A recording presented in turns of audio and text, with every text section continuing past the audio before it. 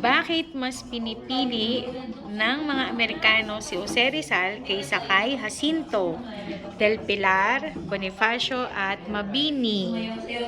Ayan, ma'am. What is your answer? Sa aking palagay, napili nila si Jose Rizal dahil meron siyang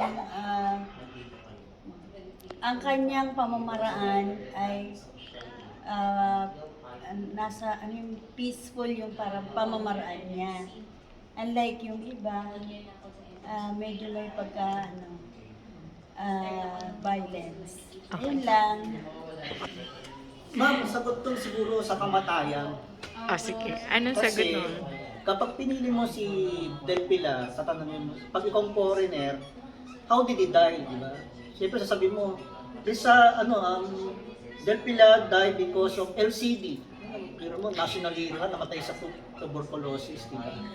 O ganun din si Lopez Hayran, namatay din sa LCD. Nakakaya na ipagmalaki ng national hero samantala sa France, Napoleon Bonaparte namatay, nilaso ng kalaban, di ba?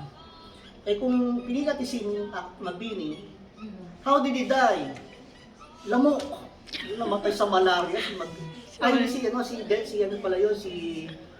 Jacinto. Jacinto. Who's your national hero? Mabini. How did he die? LBM. Namatay Seryoso? sa cholera si Mabini. Okay. Pero mo, national hero, namatay sa pagtatae.